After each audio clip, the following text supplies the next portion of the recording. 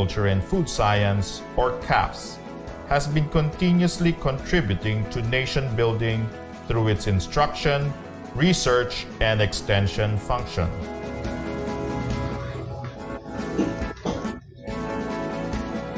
A mere 10 years after establishment, the college was able to start breeding works with the production of sugarcane varieties with high productivity and resistance to Fiji and mosaic disease.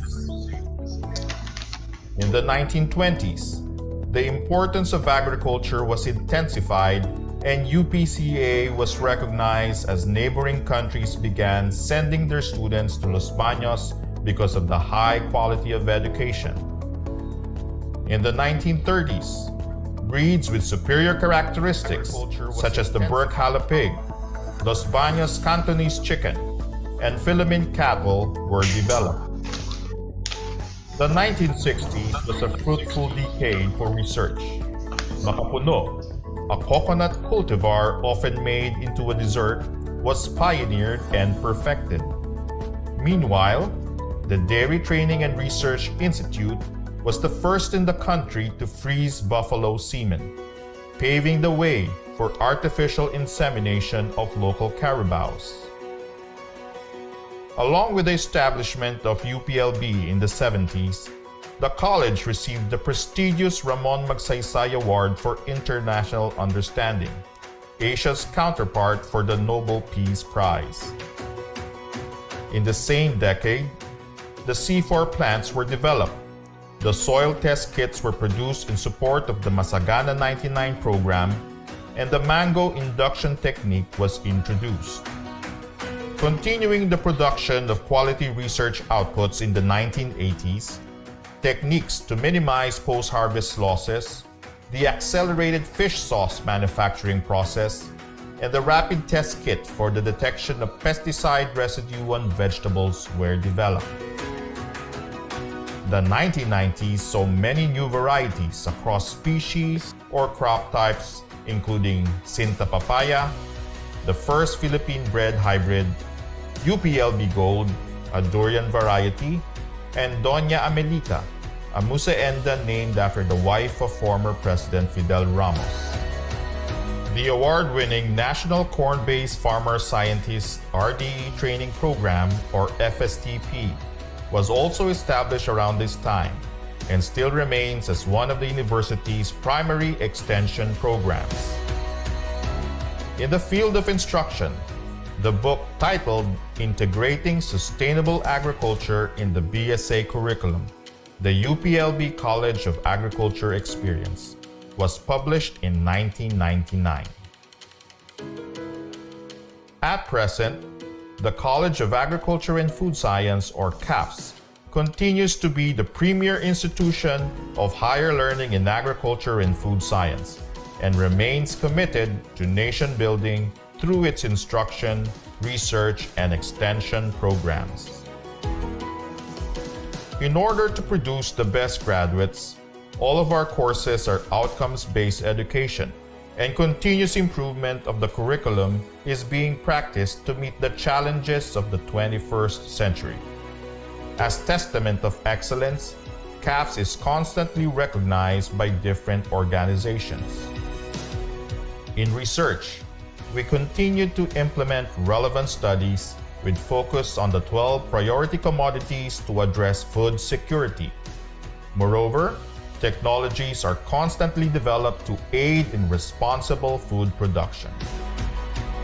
Supplementing these are extension activities to disseminate the knowledge generated to improve food productivity and livelihood of the people. We believe that present technologies will future-proof our food systems. Some of our notable developments are IDTech, Coraginam, Plant Health and Pest Clinic, Pest Management Tools and Techniques, Smarter Pest Identification Technology or SpeedTech, Snap Hydroponics, Drone Technology, Rapid Immunofilter Assay for Virus Indexing, Nanofertilizers Fertigrow, Grow, nanobiosensors, biochar.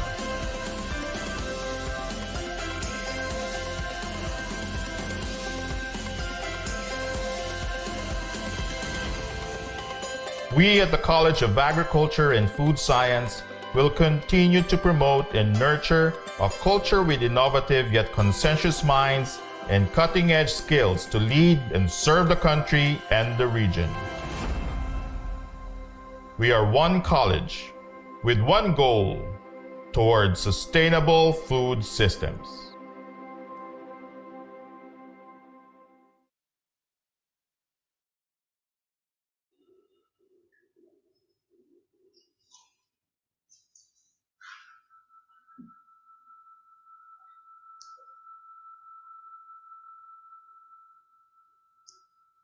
Okay, good morning to everyone. Welcome to the College of Agriculture and Food Science webinar series, episode 5. I'm sure most of us, if not all, had a good sip of hot coffee this morning. Our webinar topic today is very much connected to that. I will be your host for today's webinar, Johnny Artes from PHTRC, and our moderator will be Ms. Claire Hazer Tabernilia from IWEB. As a start, let's first have the house rules. Okay, for panelists, keep your microphones muted at all times except if called or requested. For Zoom participants, during the question and answer, use the chat box or raise your hand to be recognized. And for Facebook and YouTube viewers, use the comment section during the question and answer. Okay, so to give us an opening remarks, let's welcome the Director of the Institute of Weed Science, Entomology, and Plant Pathology, Dr. Cheryl Yap. Ma'am? Good morning, everyone. Thank you, Ma'am Leonisa.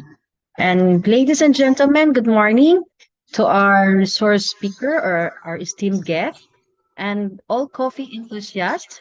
Good morning and a warm welcome to CAFS Coffee Webinar Series.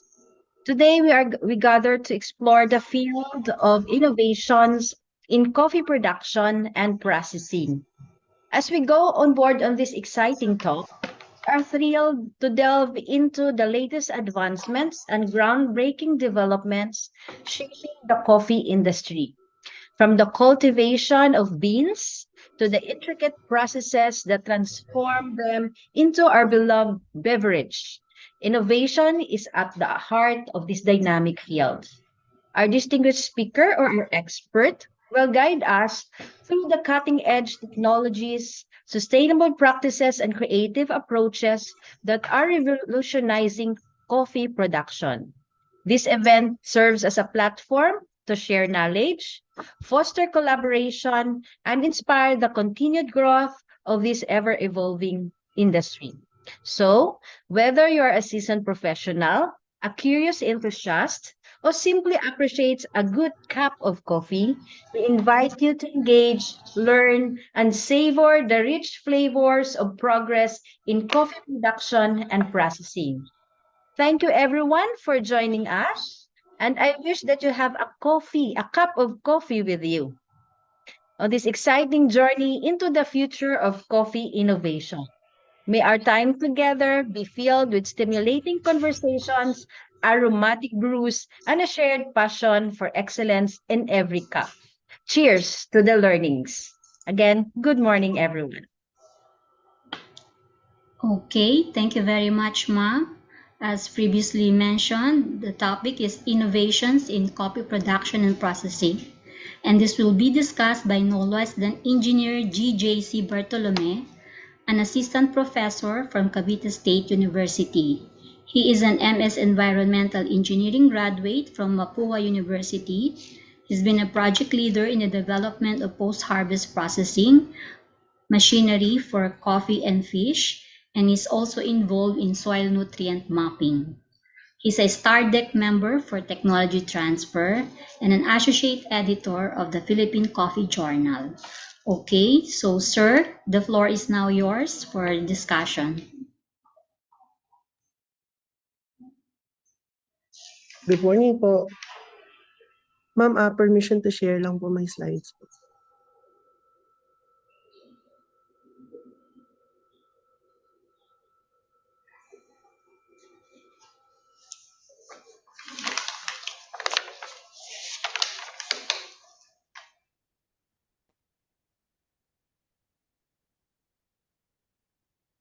Saglit lang po, ma'am.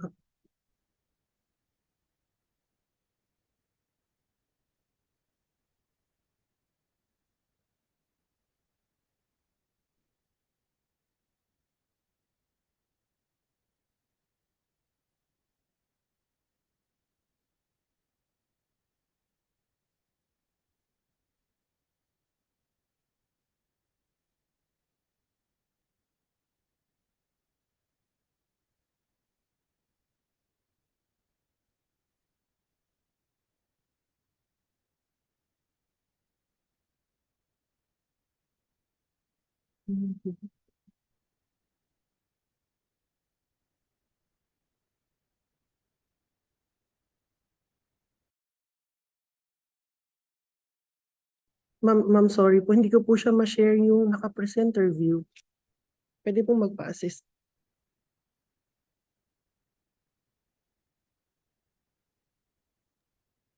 Yes po, sir. Opo. Ano? Hindi ko po kasi siya ma-share na naka-presenter view. Sir, try nyo Opo. na lang pong gamitin yung sa advance, yung portion of Opo. screen na lang po. Portion of screen. Sige po, saglit lang po. Naka-Mac po kasi ako. Hindi ako sanay sa ano. Sorry po. Share screen, tapos portion of screen po. Okay. I-fit nyo na lang po siya sa presentation. Okay na, sir. Po. Okay. Sige po. Mag-on lang ako ng video po. Okay. Good morning po. Thank you po for the opportunity po to deliver a lecture on coffee innovations and our innovations on coffee production and processing. This is my second time po to work with the UPLB CAFS kasi previously I've worked with them during their training po on patent drafting and patent search. And on behalf of the NCR DEC, I'm pleased to deliver po this lecture on innovations on coffee production and processing. And currently, I work po as a staff and project leader in some of the externally funded projects of the NCR DEC in partnership with different agencies like Picard and the Phil Cafe. And most of the projects that I deal with focus on developing machineries for post-harvest and also for value adding. And we understand that very important talaga po yung post-harvest technologies pagdating sa sustainable production and marketing of quality coffee. No? And thank you din po sa attendance po nitong atin pong director po na kasama po natin. So on this graph, makikita po natin yung overview of the coffee industry worldwide. And as we can see here, there is an increasing trend in the production of coffee worldwide. And this also coincides with increasing demand for coffee. And there's also no need to overemphasize the importance ng coffee po as a commodity and as a product. In fact, coffee po is rated as the second in terms of trading value. This is next to oil. And based on statistics, two out of 3 people in the world drinks coffee. And coffee consumption seems to generally increase with age, wherein 18 to 19 years old po consumes about 1 cup of coffee per day. And kasabay po nitong increase in coffee production and increase in demand for coffee, yung introduction ng mga different waves po ng coffee. No? So currently, nandun na tayo sa 4th wave ng coffee wherein most of our consumers brew their own blends or their own coffee at home. On this table naman po, what we can see is the list of the top 10 coffee producing countries worldwide. And yun pong trend ng coffee production natin, ang leader po dyan pagdating sa production and importation or exportation ng coffee is Brazil, Vietnam, Colombia. We also have Indonesia, Ethiopia, Honduras, Uganda, India, Mexico, and Peru. And actually, based on the current statistics po in 2020 or 2022, Brazil is around produced 40 to 60% of the exports po ng coffee worldwide. In this graph naman, what we can see is the production value of coffee in the Philippines from 2012 to 2022 in billion Philippine pesos. And throughout the years, coffee has become undeniably an industry which makes positive impact pagdating sa Philippine economy. And there's also an increasing trend in domestic consumption, but this is in contrary with the production po in the Philippines. Kasi makita natin declining yung production, pero there's an increasing demand for coffee and the same time consumption of coffee in the last 10 years from 2009 to 2019.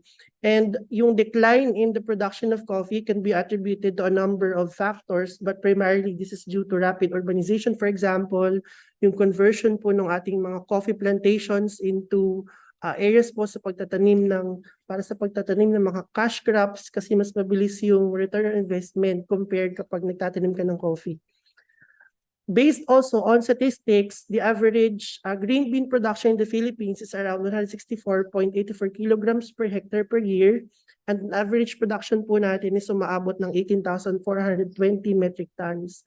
Kaya lang ang estimated production or consumption po in the Philippines for green beans, umaabot naman ng 195,000 metric tons a year. So sobrang laki ng deficit. So saan lang kinukuha yung pang-fill in dito po sa deficit na to. So nag-export tayo ng approximately 176 or 180 metric tons of coffee a year. No? And this is actually equivalent to 176 million pesos per year. So supposedly yung perang ginagastos natin sana for the local farmers or for the local coffee industry, binabayad natin sa mga exporters po ng coffee from other countries. So what we can see here naman is the top 10 coffee producing regions in the Philippines, and ang pinakamataas dito na nagpo-produce ng coffee is the Soc-Sargent region, or andyan po yung Sultan Kudarat, no? And then andyan yung Davao region, Northern Mindanao, yung Bangsamoro region of Muslim Mindanao, and then yung Calabarzon rank 6 in terms of production, around 1,100 metric tons per year. So andyan din yung Western Visayas, Cagayan Valley, Central Luzon, and yung Zamboanga Peninsula.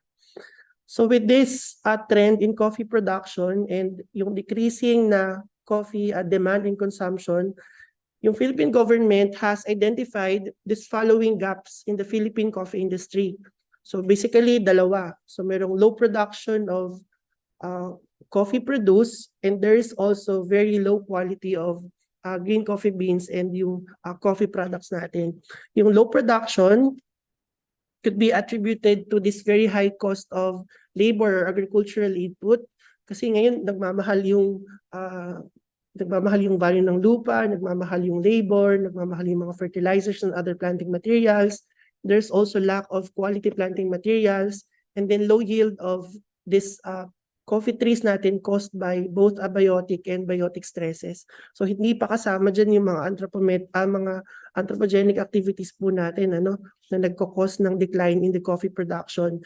In terms of coffee quality naman, there is inappropriate harvest and post-harvest practices, and there's also a big problem pagdating sa lack of processing facilities and infrastructure para sa pagpaprocess po ng coffee. So dito po pumapasok yung NCR-DEC, and the mission of the NCR-DEC is basically to support yung ating Philippine coffee industry, and ang vision niya is to be locally internationally known for coffee research, development, and extension programs. So ang mission is to strengthen research, development, and activities and enhance delivery of extension products that will lead to increased productivity, sustainability, and global competitiveness of the Philippine coffee. So NCR-DEC was established in 2005, and primary activities po na ginagawa ng NCR-DEC is to capacitate yung ating mga local farmers pagdating sa mga sustainable practices or good agricultural practices for the production of coffee. So from germination to seedling establishment hanggang sa harvesting ng coffee or yung crop maintenance, and also pagdating din especially sa post-harvest activities and some value adding. And some of the activities or notable accomplishments ng NCR-DEC when it comes to provision or research or R&D and provision of technical services Nag-visit din sa mga sites for site assessment, ayan, and then yung mga suitability maps and more of these activities are actually focused on the following. So meron tayong completed and ongoing researches on genetic diversity analysis of Philippine coffee. So ngayon medyo mahirap na po maghanap ng mga purebred na mga coffee types, kasi most of this coffee, lalo na kung mga lumang mga farms, nagko-cross-pollinate na yung mga coffee trees, kaya mahirap na ma-identify kung ano talaga yung kanyang original na type. So meron din tayong ongoing project on DNA fingerprinting ng Philippine coffee varieties. So ina-identify natin yung characteristics or yung type of coffee on the molecular level. Merong suitability assessment of coffee farms. So this project was completed in partnership with the IARR, wherein the NCRD developed land suitability maps to determine kung ano bang mga areas in the Philippines ang suitable for coffee farming. So meron ding mga coffee-based products, standardized evaluation ng coffee bean quality for domestic and for domestic market, and then may mga advanced technologies that include development and design of PLC-based high-capacity tissue culture growth chamber. Meron din tayong micro-propagation techniques para makaproduce ng mga quality planting materials, SNT-based soil and nutrient water management and coffee in the Philippines. Meron ding mga small-scale coffee processing machines, and even pagdating sa conservation and management of coffee genetic resources and characterization of Philippine coffee varieties. In general, based on the assessment of the research capacity na ginawa po ni Kraft et al. Ng World Coffee Research, they were able to identify the priorities of the CVSU pagdating sa R&D on coffee. And most of our projects talaga are focused on improving varieties and developing post-harvest machineries for Liberica coffee, or ito yung Kapeng Barako, kasi very famous ang Region 4 pagdating sa Kapeng Barako. We have Arabica coffee, specialty blends, Excelsa, Robusta, and Civet coffee. And in terms of the expenditures na inaalat namin for R&D, so for Liberica, we are allocating 35% of our budget for R&D for Liberica, 30 for Arabica, and so on. No? And then very least yung investments namin pagdating sa Civet coffee. So ang problem naman with the Civet coffee, kukunti na kasi yung mga Civet ngayon, so parang mga endangered na sila. No? And we'll go through each of those activities one by one. And ang context po nitong mga innovations on coffee production and post-harvest are actually focused on initiatives ng CVSU. So first, pagdating sa coffee production, we've developed a somatic embryogenesis protocol for the production of Liberica coffee. So through somatic embryogenesis, mas mabilis yung production ng quality planting materials and ng mga true to type na mga quality planting materials. So using 1 by 1 centimeter square of plant tissue, usually kinukuha po namin ito sa mga leaf. Now we can produce 130 seedlings from this 1 by 1 square centimeter ng leaf sample. If we will compare this somatic embryogenesis procedure sa traditional methods of propagation, yung traditional methods are actually very inefficient at mababa rin yung very inefficient pagdating sa pag-produce ng mga quality planting materials. So hindi rin ganun kataas yung kanyang survival rate, no? And ang concern lang namin with somatic embryo, this is still under optimization kasi in reality, we can produce thousands of plantlets from this 1 by 1 centimeter square of leaf sample, pero sa ngayon nasa 130 pa lang. No? If you are interested with this technology, you can look for publications online of Dr. Panaligan and Dr. Miriam kasi they have this somatic procedure for Liberica coffee. So next is we have this technology on tissue culture growth chamber for mass propagation of coffee somatic embryos. So this technology is actually may pending patent application po ito, no? And ang feature po nitong tissue culture growth chamber na to, it can control relative humidity, temperature, and also photoperiod, and also this helps reduce microbial contamination of cultured tissues, yung mga plantlets po natin from somatic embryogenesis. So currently, this is used in Makapuno habang tinatapos and nire-refine pa namin yung procedure namin for coffee somatic embryogenesis. In terms of the features po nitong tissue culture growth chamber, this is high capacity with 4,554 plantlets per year yung kaya niyang i-produce. And then it has also system for temperature control, RH control, and photoperiod, and also for monitoring. Then it's also portable kasi movable ito. Pwede nating ilipat-lipat ng locations. It is locally developed and low cost. If we will compare this with other imported na mga growth chamber, ang price per unit po nito ranges around 275 to 300,000 lang per unit po, no? And ang germination efficiency is very high at 92.50%, and ang contamination rate naman is 7.5%.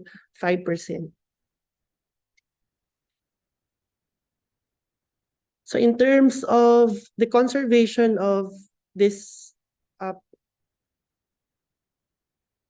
Philippine coffee genetic resources, we have established our coffee field gene bank in Cavite State University. This is a 6-hectare land area po dedicated to conserving and taking care of different accessions po of the different coffee types, no? This is also serves as the national repository for coffee genetic resources, and this is complementary po to the initiatives of the National Plant Genetics Resources Lab of the UPLB. So dito po sa field gene bank, we are producing, or we are storing and taking care of accessions of Liberica, Robusta, Arabica, and Excelsa seedlings. And as of now, meron po kaming 27 Arabica varieties or accessions. We have 23 Robusta and 200 Excelsa and Liberica accessions. Also in Cavite State, part of our conservation efforts, meron kaming NSIC variety, registered variety po for Liberica and Robusta, and our move for this NSIC registered Liberica and Robusta is to register it po, no, as a plant under plant variety protection po for under IPOFIL. So aside from this conservation efforts, we also had technologies and R&D efforts po to help in the identification of copy types and species based on morphological characteristics. So we also have published studies on this morphology of different coffee types, and this identification technique is developed or relies on identification of coffee plants based on morphological characteristics. And yung mga natutunan namin from the R&D on this morphology are being used to capacitate our farmers or train our farmers and inspectors pagdating sa identification ng different plant materials, and kasama rin sa mga kinakapacitate namin yung mga regulatory agencies. The problem with morphological characteristics as the basis for identification of copy types. So pag nasa seedling stage kasi, medyo magkakamukha pa yung mga plant or coffee types. Ano po, and mas madaling ma-distinguish yung characteristic kapag nag-mature na or kapag nag-bear na ng fruit yung mga coffee trees. So in order to fill this gap, our researchers then from CVSU developed yung technology namin for DNA fingerprinting and barcoding of coffee varieties and species identification of coffee. And ang advantage po nito, we're able to determine or detect kung ano ba yung coffee type based on the molecular level. So for DNA fingerprinting, we are making use of DNA sequences as barcodes kasi yung mga DNA sequences na to are independent of the environment as well as the life stages of different coffee types. So by DNA fingerprinting, we are collecting samples of DNA, extracting DNA, and then amplifying and analyzing these DNA samples based on standard procedures. And studies published on DNA fingerprinting prove that yung DNA barcodes are efficient for determination of authenticity of commercially cultivated coffee at the species level. So ang future prospects namin with DNA fingerprinting, we want to use this din sana for determining yung authenticity and traceability ng mga nabibili po nating coffee sa market. So kapag pumunta ka sa supermarket, parang ang daling i-claim that yung coffee beans sa binibenta nila or roasted beans sa binibenta nila are ganitong coffee types, no? Kaya lang hindi natin naman matitrace kung saan siya nanggaling. But through DNA fingerprinting, we'll be able to authenticate kung ano ba talaga yung coffee type nitong mga beans na nabibili po natin. So aside from DNA fingerprinting, we also had efforts to understand coffee pests and diseases and mainly focused on understanding coffee berry borers infestation, no? Kasi ito yung pinakasikat po na coffee pest. So actually, studies prove that up to 100% of coffee berries na nandun pa sa plantation can be affected by coffee berry borer. And may mga studies to prove na tumataas ng 100% yung infestation. So sa isang study na na-conduct po ni Dr. Teddy Tempora in CVS, we were able to determine the population build-up of coffee berry borer, yung population distribution, yung level of damage, and the natural enemies, and even yung mga alternate host for CVB. And they're able to observe that infestation po of CVB is in Robusta is more severe compared with Liberica, and this can be associated now with the nutrients that are present in Robusta. Aside from this incidence of infestation, they're able to determine that the prominent or infestation po is more prominent pagdating sa mga buwan ng September and October, and yung damages due to infestation umaabot ng approximately 41% of the total harvestable na mga cherries po. No, and they also feed, yung CBB also feed on other crops, including yung acacia, black pepper, lima beans, and tuba-tuba. Medyo mahirpi culture yung mga coffee berry borer. So one of our researchers also in CVSU and in partnership with the UPLB developed or designed an experiment to understand further kung ano ba yung potential impacts of infestation of coffee berry borer. And through their research, they were able to develop a protocol for the culture or for the rearing of this coffee berry borer, and our plan for this protocol is to apply this for patent po under IFOFIL. So aside from pest and diseases, and also still in coffee production, we are developing an unmanned ground vehicle drone-aided system with VIS NIR sensor for soil nutrient mapping of coffee farms. So ang challenge na encounter namin in understanding or in determining soil nutrient properties is pagdating sa lack of precise soil and nutrient management strategies na nakakatulong sa pag-increase ng productivity. So although we have developed yung mga soil or land suitability maps for coffee farming, still, it has to be updated kasi every time na nagtatanim tayo, nagbabago yung properties ng soil. And medyo tedious and challenging pumunta sa field and then mag-collect ng sample and then i-analyze ng mga sample na ito.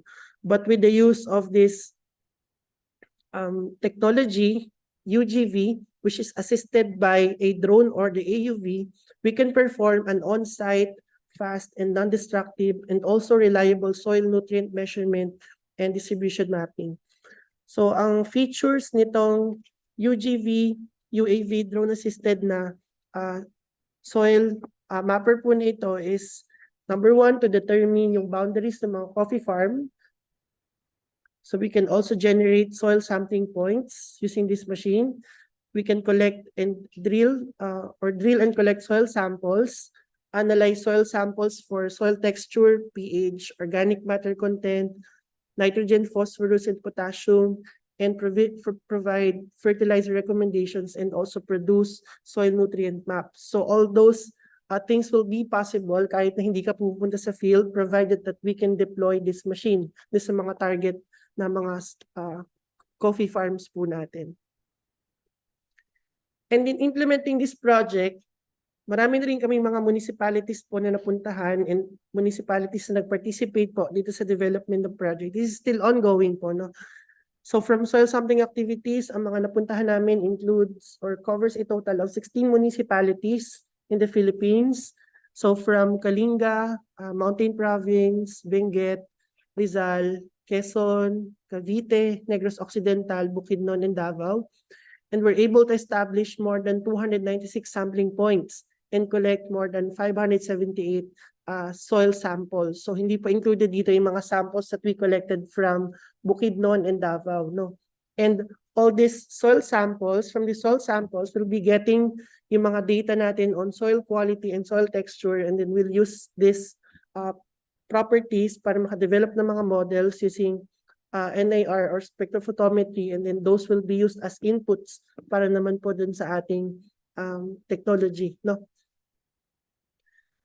So aside from this UGV, UAV-assisted drone, so very famous yung vertical coffee roasting machine which is developed by Dr. Roel Mojica. This was first launched in 2012 during our first day celebration of the Coffee Day in the CVSU. So this project was funded by the Bureau of Agricultural Research under the banner program of the National Technology Commercialization Program. This is also the first and low-cost and locally developed vertical type roasting machine in the Philippines.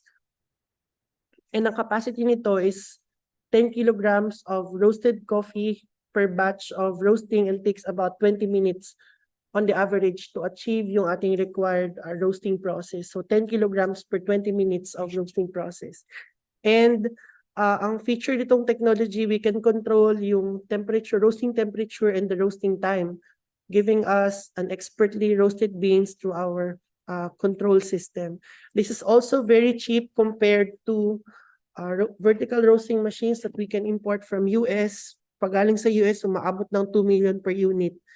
Pag Europe brand naman or European brand naman, umaabot ng 1.3. But this machine only cost 485,000 pesos per unit. And this is actually distributed by GMCC po, no? So if you are interested po with this vertical coffee roasting machine, you can contact NCRDEC po, and then we'll connect you po with Dr. Roel Mojica in order for you to purchase this vertical coffee roasting machine. So ang isang feature pa nitong roasting machine, this is also customizable. So if you want to increase yung capacity ng roasting machine, or if you want to make it more cheaper and more affordable, we can vary naman yung design of the machine to suit your needs. So next, pagdating naman sa post-harvest or sa value adding, we have developed enhanced coffee products. So dati ang minamarket lang namin is yung original Aguinaldo blend. Pero ngayon meron na po kaming 3 other variants of this Aguinaldo blend. We have the Liberica based, we have antioxidant enriched, and yung naturally sweetened na Aguinaldo blend. So these are perfect blends of Liberica, Excelsa, Robusta, and Arabica beans. And ngayon we are commercializing this technology, and we have licensed one manufacturer po here in Cavite.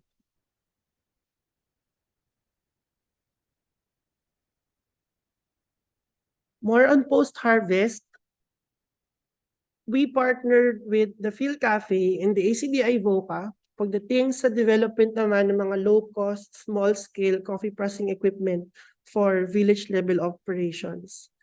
So sa pag-ikot po namin sa mga farms and mga coffee-producing organizations in the Philippines, so marami silang na-encounter ng mga problem pagdating sa coffee processing.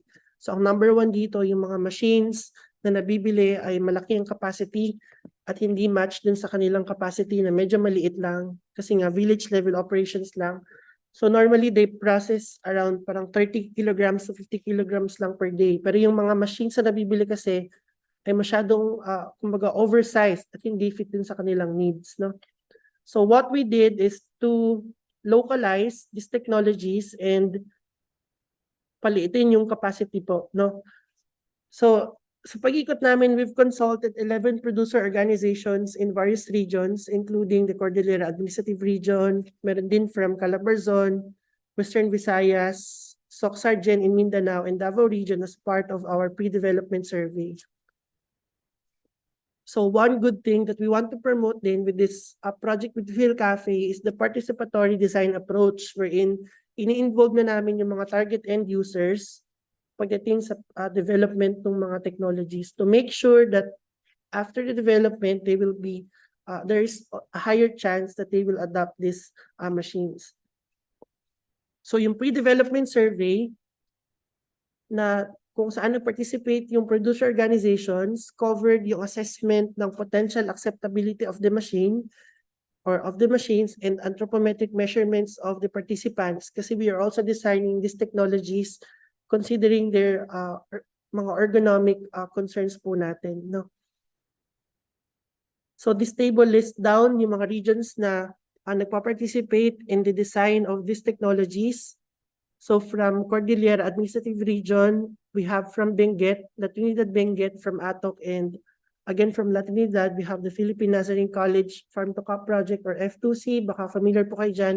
We have Sayat Premium Arabica Coffee Growers Association, and we have Beckel Arabica Coffee Growers Association or Bacoga. From Calabarzon naman, from Dolores Quezon, we have yung Pinagdanlayan Multipurpose Cooperative or PMPC. From Santa Maria Laguna, andyan po yung JSA Co-op. And then from Amadeo Cavite, andyan naman yung Minantok East Coffee Growers Association. And from Nasugbu, Batangas, yung Aga Farmers Multipurpose Cooperative. So from Western Visayas, from Don Salvador Benedicto, yung BISFA po or Benihawan Integrated Social Forestry Farmers Association, and then yung Bunga Integrated Social Forestry Association or BISFA. And then from Southern Mindanao, from Davao del Sur, we have Balutakay Coffee Farmers Association or Bacofa, and from Soc-Sargent in South Cotabato, we have from MNLF Luhib Lake Cebu Coconut Farmers Organization. So the reason why we are sharing this list of producer organizations, baka you want to work with them, so alam niyo po kung sinong PO ba yung pwede niyo makita kung saang region po kayo pupunta po, no? And then from this POs, we're able to involve around 184 participants for our pre-development survey and for the measurement of their ergonomic or anthropometric measurements or characteristics. So kapag nagde-design ng mga ergonomic machines, so nababawasan natin yung mga pain na naman ng mga end users ng mga machine, no? Kasi po ginagawa natin na siya ay suitable kung halimbawa ano ba yung size ng kamay na mag-ooperate, kung babae yung mag-ooperate, kailangan ba ano bang weight ng machine na gagamitin. Ayan. Yung mga pictures po dito on the first photo, this is a photo obtained from a cooperative in Sagada. So ito yung ginagamit nilang coffee depulping machine. So din sa mga pag-iikot namin sa iba-ibang region, sila lang yung nakitaan namin na may ganitong machine. So this machine is actually very efficient. So tinanong din namin sila if they're willing to share. No, kaya lang hindi siya accessible nga sa ibang mga cooperatives. Yung photo naman sa gitna, this is a depulper.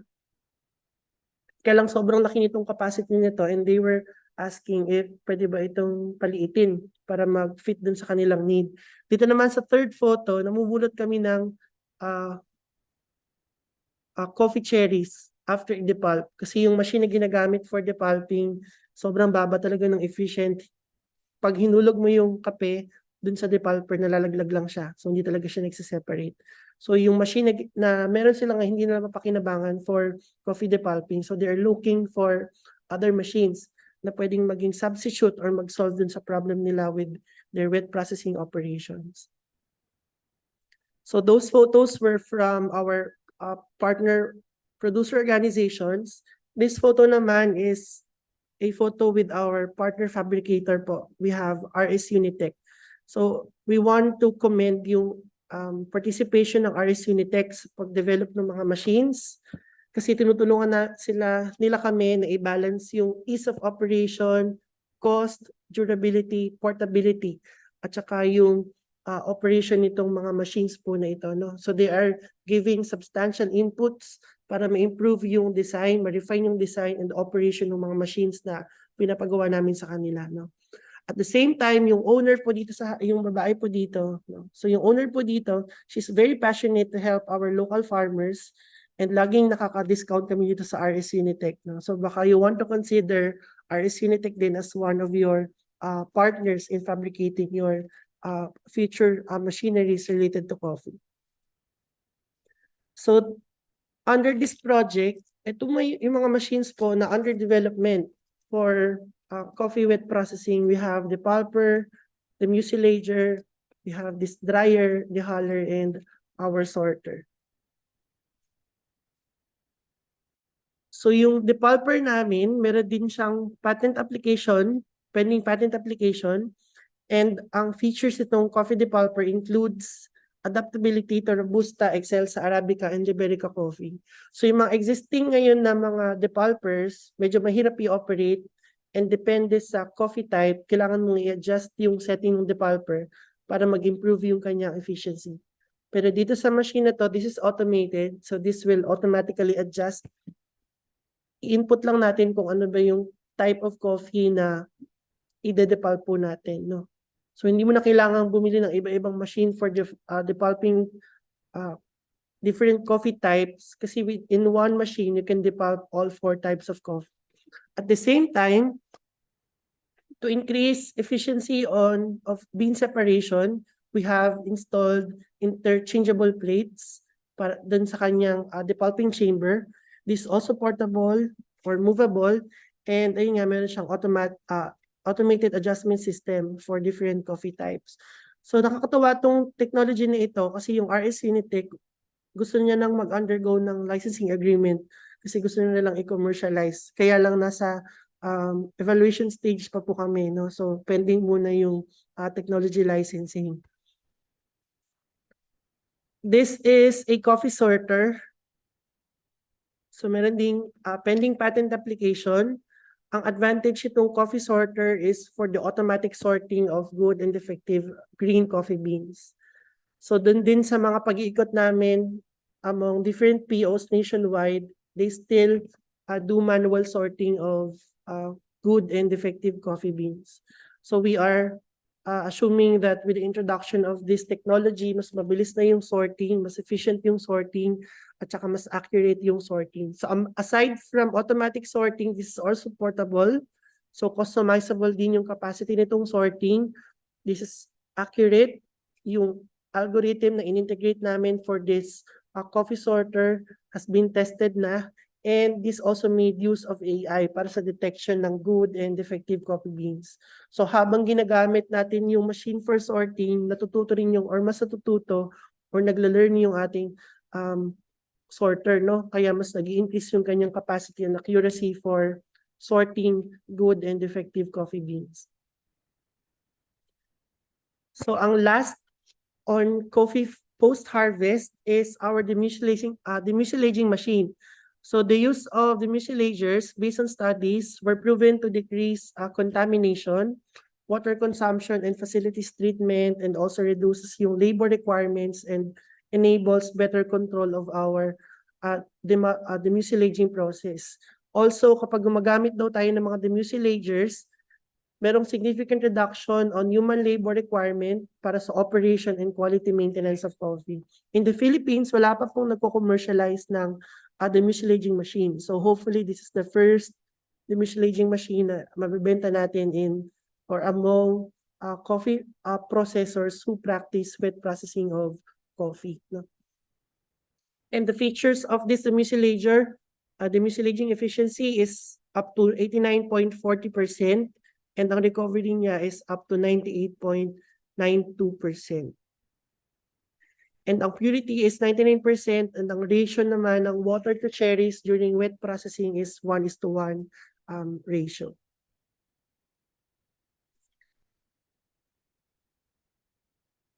So in conclusion, most of the innovations and R&D initiatives po namin in the CVSU is focused on post-harvest and product development, although may mga initiatives naman for breeding and mass propagation as well as farming systems and cultural management, which is a growing interest among researchers in CVSU. Most techniques na develop for mass propagation and breeding need to undergo optimization, and yung mga machines na na develop na will still have to go further development and refinement to increase din yung kanilang maturity and to improve yung kanilang efficiency. So one lesson that we learned from all these innovation initiatives is that very important yung collaboration among key stakeholders para ma-reinforce yung ating research and development efforts.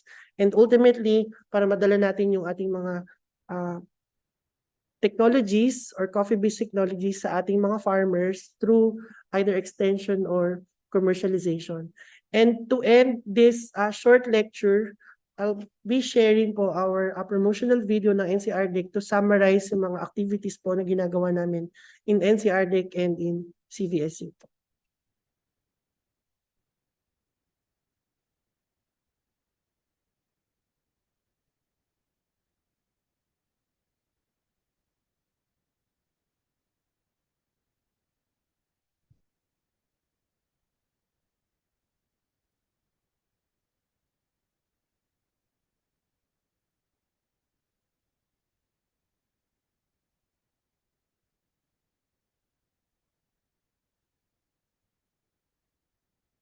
May sound po ba?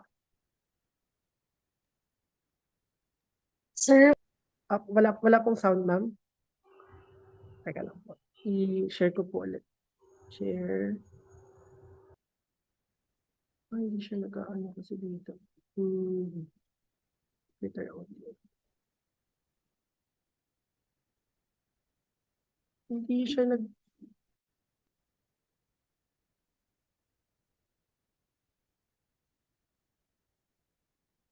ma'am, hindi po clickable yung share sound or yung optimized na option.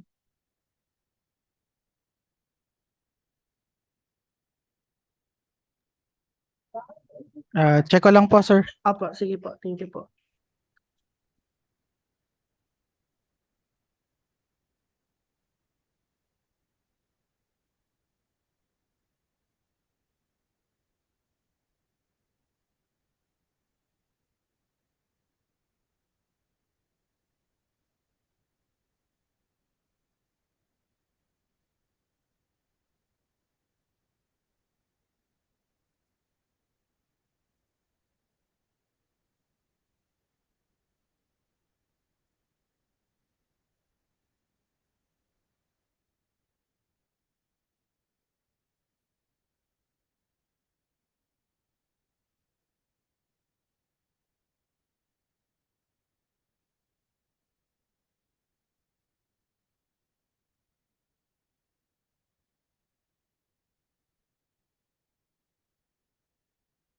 Hello, Sir Arthur. Shinare ko po yung link. Pwede pong kayo ang mag-share ng video po.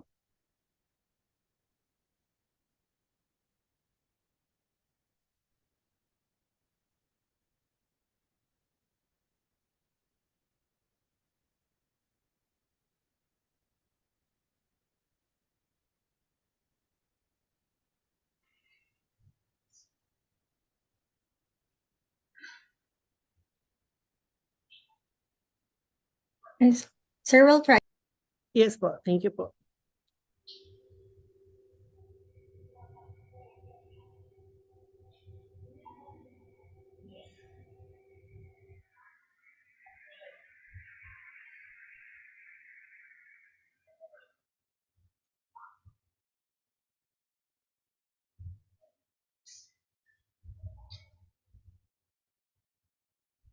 Wala pa rin.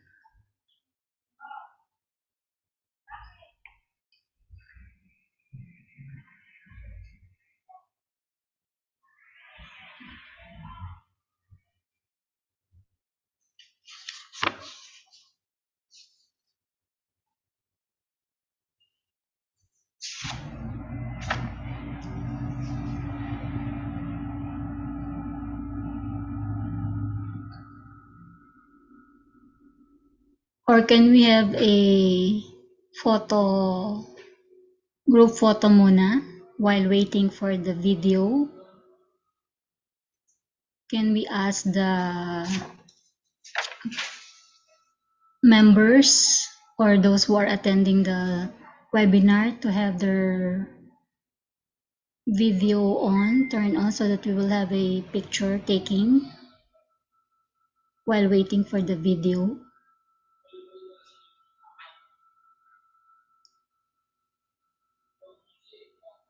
Ayaw matanggal yung ano ko sa video. Ano nga, naka-control yata sa inyo. Okay. Okay, can we have the others to have their camera on?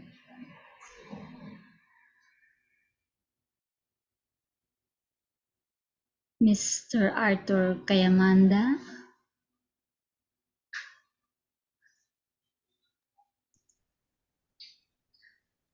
So, Ma'am Leonie, I can count po and screen share po. Okay. So, Sir DJ. Ayun po, I'll count po in 1, 2, 3, smile. 1, 2, 3, smile. Okay po, one more. 1, 2, 3, smile. Okay, thank you po. Okay, so is the video ready?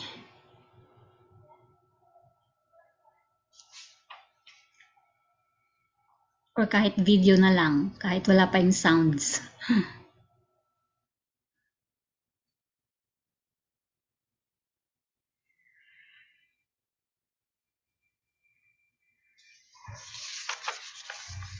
So, we can also share the link po to all the participants, Sir GJ. will Yes, copy ma'am. So that Opo, the opo. participants can also have an access. Ayan. Yes po. Ayan. For the video. Yes. Okay, so andito na po siya sa link. Okay, so we'll try kung makikita pa natin or even after the question and answer portion, Yes. pwede pa naman nating panoorin, ano? So, thank you very much for the information shared to us. Indeed, there are still a lot of areas to be studied about coffee, despite growing them for hundreds of years here in the Philippines. Ang dami pa walang areas to be explored, okay? So, we will now have the question and answer portion, and this will be moderated by Miss Claire Tabernilia. Okay.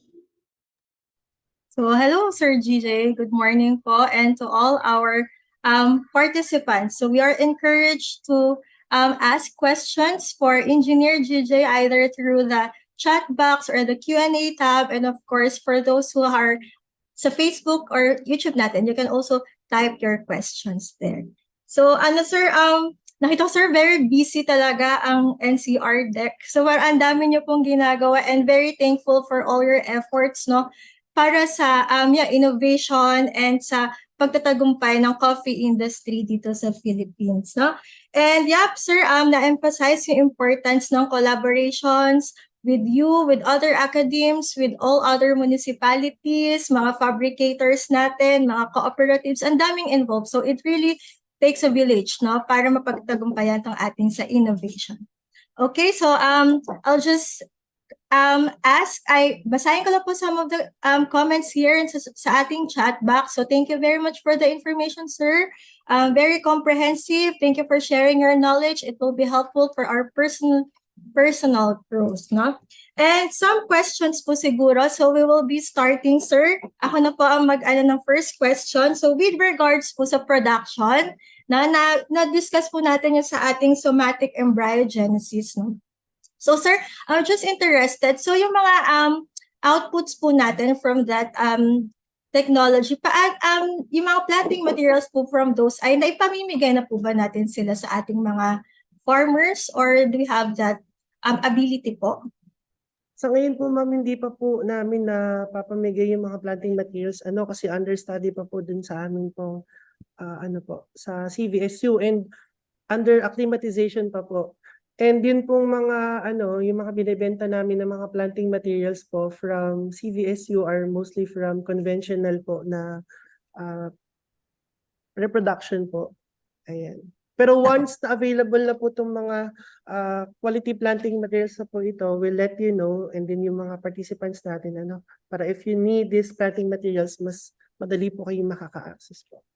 Yes po. Okay. So thank you for that, sir. And another one, sir, with regards po doon sa ating sa soil management, yung pong meron tayong ginagamit na NIR sensor. So we are interested po sir sa kaunting highlights. Ano na po kaya yung mga outputs po from the initial na mga assessment ng soil or coffee areas po na ating na-observe? Meron na po kaya tayong initial regarding that sa soil? Yung sa samples, ma'am, kasi under yun pong mga soil samples namin, nakapila pa siya for analysis kasi punong-puno yung mga laboratories po ngayon dito sa Region 4. So dinadala namin yung sample sa Pampanga for analysis. Pero to give you siguro or slight info kung saan nanggaling yung UGV. So previously, may na-develop din kaming NIR technology or spectroscopy for coffee. Originally for coffee beans yun, pero ngayon kinalibrate namin siya for soil. So itong NIR technology na to na locally developed din, yun ang ginagamit and implement namin dito sa UVV. So kumbaga parang gusto namin makita na may continuity din sa mga technologies. Ano po. And yung ano naman ma'am, yung sa soil properties, so i-check din namin ito sana dun sa suitability maps na na-develop na natin para makita natin kung may change din sa soil properties, no? And kasama din doon sa yung mga stakeholders na nag-participate during our soil sampling, we also promised to get back to them with the results of their soil analysis. So we're expecting to get the results probably mga first or second quarter po ng 2024. Yun naman din yung gagamitin namin ng mga inputs para din sa models na i-integrate namin dun sa NIR po, dun sa ating technology. Yes, sir. Opo. So, thank you po for that. So, I think malaking bagay din po kasi sa ating soil nga po with regards din sa ating production. So, may question po dito sa ating Zoom. So, regarding sa cloning ng coffee. So, do we do that technology po dito? Cloning, hindi ako masyadong familiar dun sa cloning, pero ang meron kami sa CVSU po is yung somatic embryogenesis. Ano po? If you need more information, siguro I can connect you po dun sa aming Director for Research Center kasi siya po yung lead namin for development ng SE protocol. Ano po? Yes, sir. Opo. So, yun, very rin po, it's a great news po. Talaga kina-customize natin yung ating mga equipment, yung ating mga processors kasi nga po, small scale yung ating mga coffee areas dito sa Philippines, no? And I think it's a really good idea po for us. Sabi nyo nga po, yung kahit yung kamay ng mga nag-work doon, nag-a-adjust tayo for them, no? Ang question po namin, yung vertical coffee roasting machine, sir, it's also made here in the Philippines, the one you discussed po. Yes, sir. Yes, ma'am. It's locally made. No, ang atin pong partner na licensee po natin dyan is also a local company. No? Kung gusto niyo, and ang vertical roasting machine po na yun is commercialized under the trademark na Bravura po. No? So if you're interested, we can also connect you to Dr. Roel Mojica. Siya po ang owner ng technology. Ayan po. Kasi ang alam ko, isa pa lang po ang kanyang licensee for this technology and marami-rami na naman ding nabentahan nitong coffee roasting machine po. Okay, sir. And then also po, ayan, so another question from the Zoom. So regarding sa research initiatives na NCR DEC, possible food product development sa ibang parts of coffee plant. So for instance po, yung leaves po ba ng ating coffee plant possible for tea production? So do we have studies po? Sa ngayon, ma'am, wala pa po kami, hindi pa namin na-explore ito pong ibang products from other plant parts. Pero titingnan namin kasi baka nga possible siya for tea production. Kaya lang ang drawback naman noon, it will affect po yung photosynthesis nitong coffee trees. Ano po kung gagamitin natin for tea production. Yung ibang collaborators namin ng mga HCIs, titingnan din namin po kung ano pong mga initiatives pa nila for R&D pagdating sa ibang plant parts po ng coffee. Yes. Yes, sir. Opo. Ayan. So, of course, yeah, the effect din na sa coffee berries din. So, another one po, sir, so regarding sa ating collaboration aspect also, So do your partner collaborators na ngayon or producers open to collaborate with local manufacturing companies? Collaboration po with local manufacturing companies po. Yes po. Yes, yes. Actually, yun talaga yung gusto namin sana po sa mga farmers po natin and producer organizations, no? Kasi ang problema natin when we are collaborating with foreign manufacturing companies, mahirap talaga yung after sales ang number one, after sales ng mga machines. Kaya nga we are making these machines na locally developed and dinilocalize natin to suit yung specific needs ng ating mga coffee farmers. For abroad kasi malalaki yung mga plantations nila po, no? Kaya they can grow more trees, so they have higher production, mas malaki yung capacity ng mga machine na kailangan nila for post-harvest processing. Unlike in the Philippines, na clustered, maliliit yung mga lots, parang mga micro lots nga ang tawag nila, no? So mas maliliit yung production nila, kaya mas maliliit din yung mga machines na kailangan nila. And yung atin pong mga local manufacturing companies, they're very much willing to collaborate po with our farmers and producers. Kagaya po nung nasabi ko, yung RS Unitech, hindi pa namin natatapos yung evaluation nitong coffee depulper. Gusto nila ng licensing. No po, kasi gusto nilang ibenta yung maging distributor po nitong or manufacturer nitong technology. And marami din kaming mga manufacturers na na-identify who are also very passionate in working with our local farmers and fisher folks, no? And kagaya nitong sa mga machines namin, hindi kami nahirapang mag-negotiate sa RS Unitech kasi nga yung owner nitong RS Unitech is also a farmer din siya. No, kaya inspired din siya talaga to work with local farmers. Ang kanya namang crops ay parang nasa cacao, pero 'di ba we can use the same technologies for post-harvest ng coffee for cacao processing naman. Sir, ano po pala, so nabanggit niyo po yung mga machineries and equipment. So sa dun po sa inyong fabrication po noon or sa ating research on that, so do we have like a funding po na from NCR DEC na or may pinagkukuhanan po ba tayo ng fund or from your institution lang po talaga siya? Lahat po ng yung mga unang version ng mga machines po na dinevelop ng NCR DEC are funded ng institution kasi meron kaming CVC research grant. So before we apply sa mga external funding agencies, we want to test muna if yung concept namin for those machines will work. So ngayon, after parang testing ng concept or ng ideas, we look for external funds. For example, yung mga processing machines, post-harvest machineries for wet processing, funded din ng PhilCafe and ng ACDI VOCA po. It's an international organization. Yung coffee roasting machine naman was funded by the DA Bar. Yung growth chamber was funded by DOST Calabarzon and DOST Picard.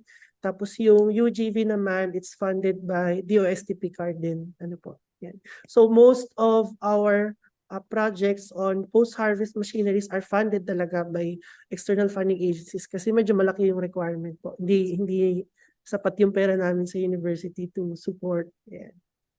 So initially proof of concept from the NCR DEC and then kuha from the external. So from our Facebook poll, there is a question regarding the tissue analysis. So is there a protocol or guide in tissue analysis in determining fertility requirement? Yes, sir. Yung sa tissue analysis po no, for fertility requirement, I'm not familiar with that. Pero ma'am, can I have siguro yung name nung nagtanong tapos I'll get back to him or her na lang after this webinar. Then I'll have to ask our project lead for somatic embryo. But I think discuss kanina ni sir na may protocol na sila is regarding the tissue culture. Opo, tissue culture. Ayun po, Pero yun hindi po. yung sa fertility. Not yet for the Yeah. po. Opo, sir. So I think sir, may mga students din tayo na ngayon mahilig ang mga estudyante natin sa kape talaga rin, no? So there are some students who are asking if open po ba ang NCR DEC for internship or mga ganun ng mga estudyante? Definitely ma'am, we're accepting interns. Last Ayun. year, yung kakatapos lang namin, may from UPLB, meron din from other universities po. kaya nag-accept kami ng mga interns. So if you're interested, you can message ang page namin, National Coffee Research Development and Extension Center, or pwede ko rin po kayong i-connect dun sa director namin ng NCRDEC to facilitate your application po for internship. Yes po. Ayan. So, doon pa lang sa part na kanina, DNA barcoding, malaking ano na yan. Marami tayong mga biotech na for sure interested doon. So, another question from the Zoom space. So, are there researches in coffee innovations and coffee production in the effort of mitigating carbon emissions? So, Sorry, yun. ma'am. Sorry po. So, do we have like developments or innovations here po sa Philippines with regards sa coffee production na ang efforts ay towards mitigating carbon emissions? Pagdating sa greenhouse or sa carbon emissions, siguro we'll look into that paano. Kasi ang isang aspect din na tinitingnan namin on sustainable coffee farming is on pag-reduce ng ating carbon footprints. So kung meron kaming makitang studies related to GHG emissions or carbon footprint, so we'll let you know, and siguro i-share din namin sa page po namin. Sir, ano naman daw po ang timpla ng kape nyo? Yung Just timpla po some- ng kape namin, kung yung tinatanong nyo po is Aguinaldo blend, is a perfectly perfect blend po yan ng 4 na coffee types po natin. No? Kung interested kayo with the product, you can also message our page and then we'll connect you po din sa aming marketing center. And then din sa amin po nagko-commercialize po no, ibang blends ng kape. Kung blend naman po ng kape ko yung tinatanong nyo, so parang 2 teaspoons ng creamer, 2 teaspoons ng sugar. At Aguinaldo blend ang At gamit. Aguinaldo Yeah. blend po ang ginagamit. Ayan po, apo. And siguro sir, let's just check if there are other questions here. So siguro sir sa akin, we are from the IWEP, so Pest Management Crop Protection po yung aming focus dito sa institute. So nabanggit niyo po yung sa coffee borer, but another one po ay yun sa, how about sir sa post-harvest? I think I missed that, yung regarding po sa drying, di ba may mga mycotoxins po tayo na medyo nagiging problem din sometimes sa drying aspect, sir. So the one that equipment na napakita niyo po, do we have that capability for those two?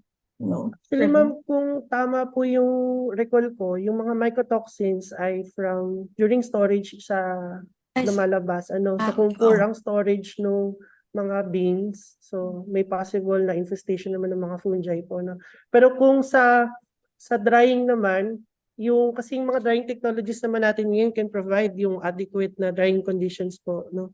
So yung machine na dinevelop namin ngayon for coffee drying, hindi ko na lang diniscuss yung kasi during our gusto ko sana mag-emphasize dun sa mga patentable na technologies innovations, no? And yung mga drying technologies naman are very common. So ang unique lang siguro dun sa dryer na meron kami, it fits nga yung small scale or village level operations, pero it's comparable dun sa ibang drying technologies that we can buy in the market ngayon. Okay, sir. So thank you po, sir, for that. And yun po, I think that would wrap up our question and answer. And again, thank you very much for all your efforts in bringing the Philippine coffee back to the world market. So yun naman po yung ating goal. And for those po na interested, the NCRDEC website, maraming silang information, also the Facebook that you can share, you can view para po for more information and to contact Sir Engineer GJ. Okay, now turning back the screen to Ma'am Leonie. Ma'am Leonie. Okay, thank you very much. That was a very exhaustive discussion. Thank you for the questions and the answers given to us by Engineer GJ Bartolome. Now, can we check if the video is okay na? Can we still view it or?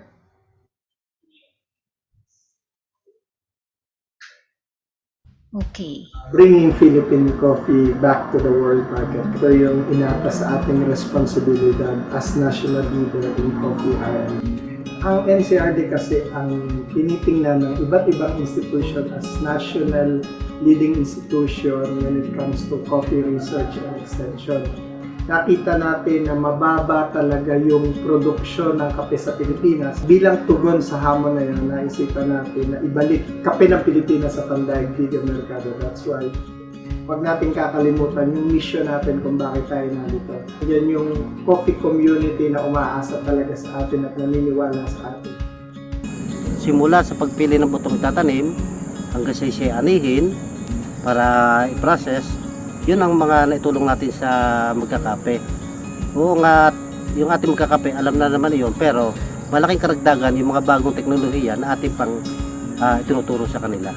Napakalaking bagay dahil unang-una wala silang kamalayan patungkol sa coffee. Kasi that time, makikita natin parang dawag lang. So since naturuan tayo, especially dun sa rejuvenation, so mas gumanda yung production ng coffee kasi gumanda yung tubo. Namunga siya ng maayos, hindi katulad yung dati na maraming mga sanga-sanga. IRR and the National Coffee Research and Training Center collaborated in our field project site from the Coffee Center from CAFS to do suitability mapping. So they identified based on elevation and based on soil extraction and soil analysis, they were able to identify which parts of the municipalities were promising for coffee because we are targeting those areas for revival of coffee. Hangad talaga namin at mithiin talaga namin na maitaas ang industriya ng kape sa Pilipinas. At kinikilala talaga namin ang bawat coffee value chain up na kung saan kaya nga kami from time to time ay nagkakondak ng iba't ibang programa at activities para makapagbigay kami ng technical assistance, makapacitate, makapagbigay ng training sa iba't ibang sektor ng bilang leader in terms of research and extension on coffee, talagang sumusunod sa atin ng ibang mga issues is iba't ibang institution na tayo tinitingnan nila when it comes to our research. So, nakikinig sila sa atin at the same time, ipakita natin na talagang leader tayo at sila naman ay tumutulong at sumasama sa atin doon sa hikain natin para sa kapwa dito sa Pilipinas.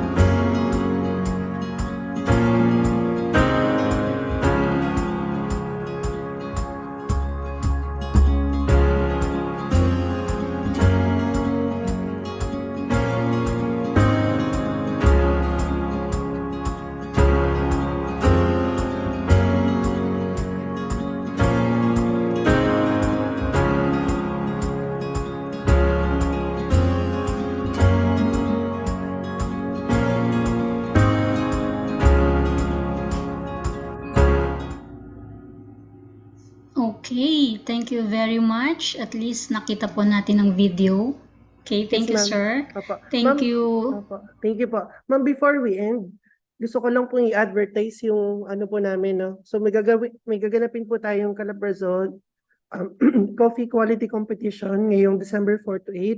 Pero this is exclusive dun sa ating mga producers po or processors po that who want or wish to compete dun sa ating Philippine Coffee Quality Competition. But the awarding po will happen on December 12. And for further details po, you can visit our NCRD page. Ang alam ko po, this is free of registration and you can visit CVSU po at ang venue po niyan is in the International Convention Center. Doon po sa December 12, makikita niyo doon yung mga coffee products po na featured from our producer organizations. May parang bazaar siya. So pwede kayong bumili ng mga coffee products nila. At masasarap talaga yung mga kape po nila, no? So if you have time, please do not miss this opportunity. At the same time, we also have yung rolling call namin for contributions po to the Philippine Coffee Journal. This is the only coffee journal in the Philippines po that feature articles or latest researches on coffee here in the Philippines. So for details on how to submit your contributions, you can also visit our NCRD page. No, and then mag-message lang po kayo sa amin and then we'll respond to you po immediately. Okay. Thank you very much. Okay, saan po yung yung exhibit? Sa CVSU International Convention Center po, here in Indang, Cavite po, sa main campus po. Okay. So that will be on December 12. 1 day lang po. Yes, ma'am. Okay. So let's come to see the different coffee producers or different industries around the coffee manufacturing or production. So thank you very much for everyone's interest in coffee production and processing and even manufacturing of machineries. So lagi yatang magkasama na yon. So indeed, there are still a lot of areas to be studied about coffee despite growing them for hundreds of years here in the Philippines. Okay, so as in any presentation, we have to end the discussion and the presentation. So let's now go to the presentation of certificate to our speaker this morning. Okay, so I will read the certificate. This certificate of appreciation is given to GJC Bartolome for serving as the resource person on the webinar entitled Innovations in Coffee Production and Processing during the Coffee Webinar Series held on December 5, 2023 via Zoom, given this 5th day of December 2023 at the College of Agriculture and Food Science, UPLB, Los Baños, Laguna. Signed by Dean Elpidio M. Agbisit Jr. Okay? Thank you very much, sir, for what you shared with us today. Okay, so some reminders. You can follow us on FB, CAFS UPLBPH straight. Okay, and we have now about 2.13 thousand subscribers. Okay, in our Facebook. And for the closing remarks, we would like to call on PHTRC's Director, Dr. Matilde D.V. Maunahan. Hello? Am I clear? Okay. Again, good morning po sa ating lahat. There is undeniably an increasing demand for coffee in the country. What with the mushrooming of coffee shops, especially or even with the lockdown. And interestingly, the demand is no longer limited to the adult population, but the young generation has been an important sector to reckon with. What with their diverse or wide-ranging tastes and preferences and their willingness to pay, which necessitates actually innovations in coffee production and processing, which is the very focus of today's featured webinar. We congratulate Engineer Bartolome for the very comprehensive presentation and highly appreciate the RDE initiatives of the National Coffee RDE Center at CAFS as presented today. So ranging from tissue culture for mass propagation to DNA fingerprinting and barcoding, drone-aided soil nutrient mapping, and many other advances in coffee processing. The tremendous developments in coffee RDE, particularly on post-harvest and product development, presented and shared by Engineer Bartolome, are welcome opportunities for commercialization and continued interest and investment in the coffee industry, which we hope and are optimistic about. And to borrow from CAFSU's NCR deck, bringing the local coffee and even the industry back to the world market. Sabi nga sa commercial, babangon tayo. And indeed, we believe that nakabangon na tayo. Maraming salamat po muli sa lahat ng webinar participants sa different social media platforms natin. We are certain that all of us learned a lot today from the lecture and very interactive discussion. We hope that the interest continues and that we'll see you more in our forthcoming webinars. Thanks, of course, to our very able and determined webinar team from IWEB, the PHTRC, and the CAFS Dean's Office for putting up this well-organized activity, and shall we say, on to more and way to go team. Wishing everyone well, ingat po tayo lahat, and see you sa next episodes of our webinar series. So, paano po? In the meantime, magkape po muna tayo and kita-kits next time. Have a nice day, everyone, and God bless. Okay, thank you very much for that very warm closing remarks. I'm sure everyone already has a cup of coffee by their side. Okay? Sayang online pa rin tayo ngayon Anyway, so some announcement.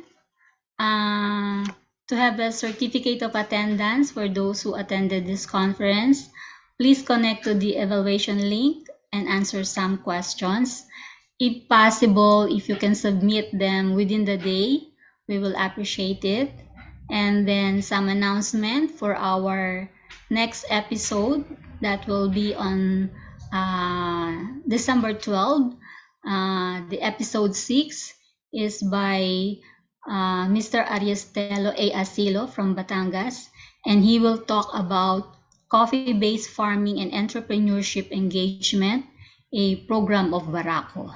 Okay, so that will be another industry talk. So you may register in advance with the link provided, https://rb.gy/015x. Okay, so with that, we'd like to close our webinar for today.